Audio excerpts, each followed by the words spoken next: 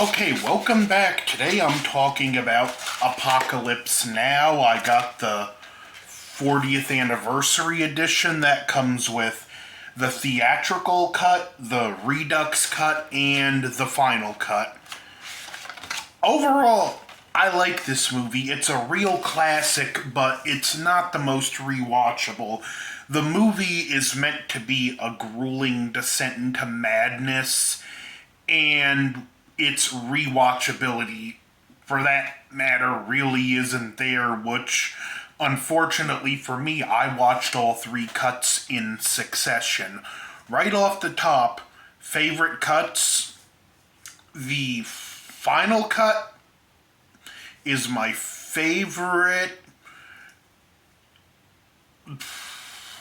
This is hard because maybe the Redux cut next, and then last the theatrical cut, but I think those two can be flip-flopped. As the Redux cut was the first one I seen, and as good as the extra scenes are in there, there's one scene which I'll get to later that I feel like it just drags the movie to a complete halt for too long. The plot is simple.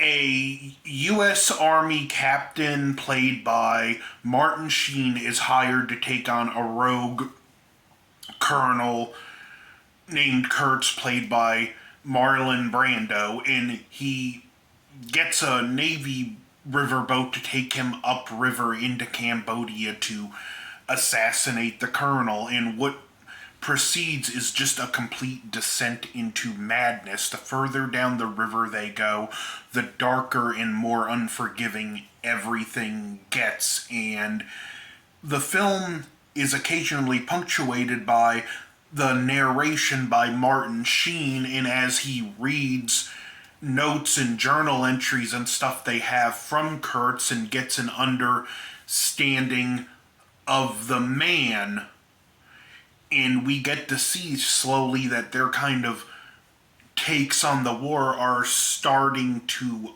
align. This film actually has, I believe, Lawrence Fishburne's first on-screen appearance. He plays a soldier who lied about his age to enlist, and the ironic thing about that, Lawrence Fishburne lied about his age to do this movie. This film was filmed in the Philippines. Originally, it was going to be filmed in the 60s, and they were actually going to shoot in Vietnam during the war. Thankfully, the studio put their foot down on that because they probably would have gotten everyone involved in it killed. Yeah, let's dress our actors up in U.S. military uniforms and film in an active war zone where there are people actively trying to kill U.S. military personnel. That would not have ended in tragedy. But back to the film. It's a great film. Like I said, even though I don't think it's rewatchable, we get to know the characters and spend time on the boat, and eventually we get like our first major take where we see things, and it's just meant to contrast with Kurtz's point of view of the war, and we meet a U.S. Army colonel by the name of Kilgore, played by Robert Duvall, who, not the best person, but not the worst person either, who treats battling as almost an inconvenience to the fun afterwards. He has barbecues and stuff for his men, surfing and whatnot, and there's one point where Martin Sheen's reflecting on it, that the more of home he gives his men, the more he makes him miss his men. Like, they want to take one river point, and there's like good surfing at the bank of the river where the ocean meets it, and like his argument for why they should take that is the enemy don't surf and he does. And we get to see just how kind of out of touch he is, where he has people surfing while there's still enemy fire, and there's the point where they drop the napalm and they can't surf because the heat of the napalm affects the wind, which affects the waves. And in this battle zone, that's his biggest worry, is he can't surf. He's distracted from the purpose of war. And eventually they go on, and in the Redux and Final Cut, they steal the Colonel's surfboard, which does lead to a funny scene where they're hiding in some foliage cover and the helicopter flies over. "You won't be shot at. Give me back that board. That was a good board. I like that board."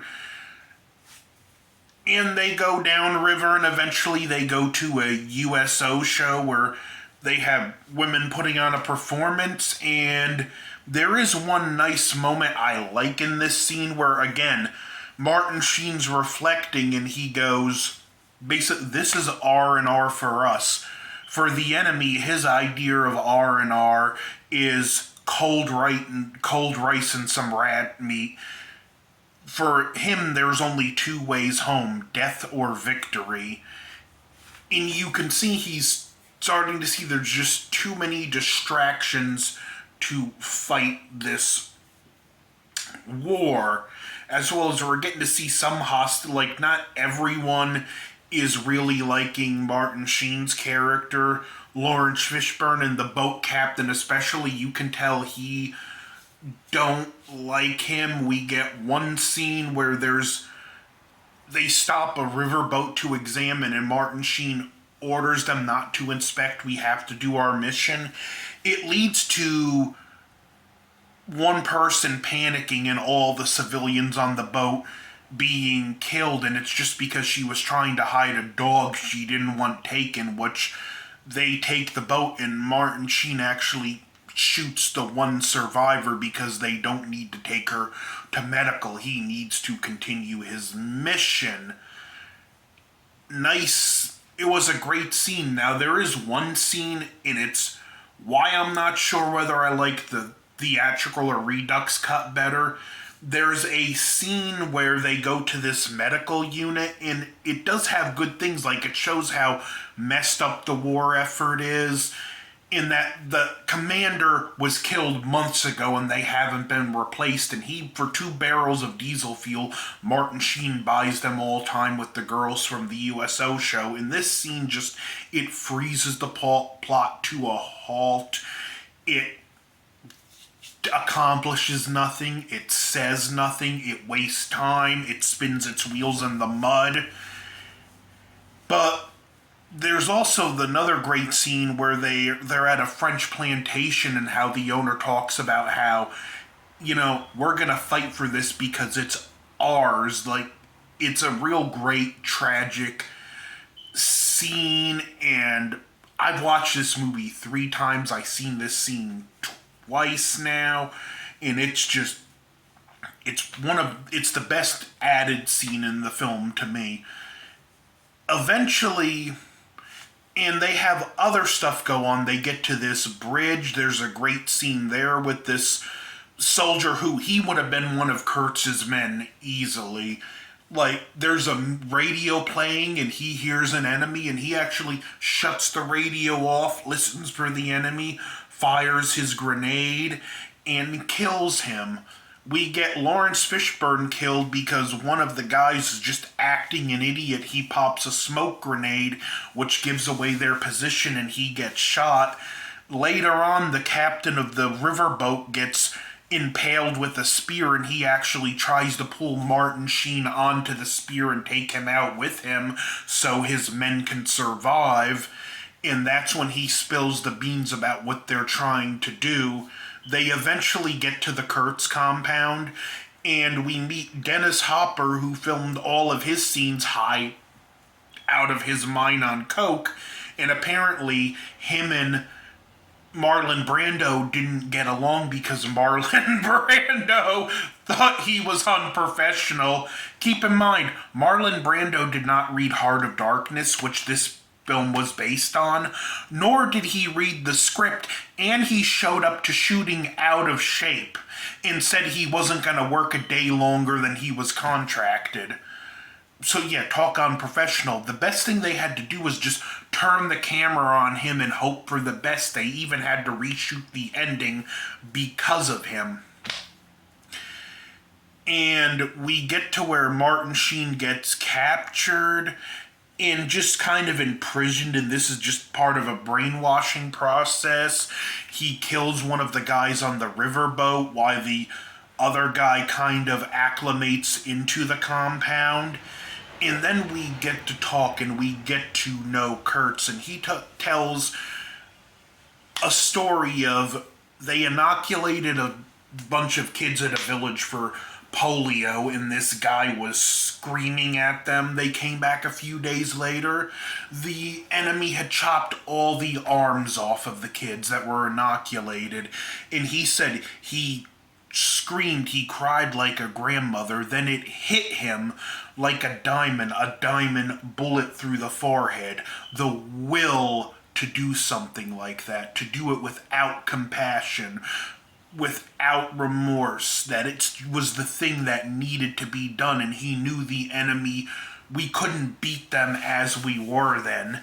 But he also said if he had 10 battalions that devoted, he could win the war. One of his arguments was that they only needed a fraction of the force to win the war in Vietnam if they did things right. And it drove him mad, but was he entirely wrong? No, war should not, because he even said you should be able to do these although I don't agree with doing the horrible things, even though war is one big humanity, he did make the point you should be able to do these things without enjoying them. You should take no passion in doing them. They should be your job as a soldier. You should have no distractions. It should be fight, eat, get what rest you can, fight. And he ultimately explains, my son's never going to find out the truth. And he tells him, I want you to kill me. And I want you to go back to the United States. And I want you to tell my son the truth of what happened. And it culminates with a temple scene where, and this is part of the reason we have animal rights on sets now, a real ox is slaughtered on camera. Now, the local villagers where they were filming, this ox was going to be done in anyway, and this was how they did the ox in, so they basically just rolled the camera and recorded it. That being said, I've watched this ox get slaughtered 3 times for this review, and that's juxtaposed with Marlon Brando Marlon Brando getting almost anticlimactically cut down by Martin Sheen. They had to completely redo it because of Martin Sheen being so out of shape. That's why so many of his shots are in the dark and close up. But I think it really did help the movie that it had a more anticlimactic end, and his last words, he repeats, the horror, the horror. Martin Sheen walks out of the temple, and all these people at the temple, they made like a religious cult around Kurtz, and when he drops his weapon, because now he's the religious figurehead, when he drops his weapon, they drop theirs. The one other guy on the boat who was survived and just really went full on into it, Martin Sheen grabs him by the hand, and he literally has to lead him back to civilization by hand. And the last words you hear in the film are just a repeat of the horror, the horror. This film was actually a horror to make. You can look the story up. One incident I'll tell, Martin Sheen had a heart attack while filming and had to crawl a half mile to get help. I really like this movie.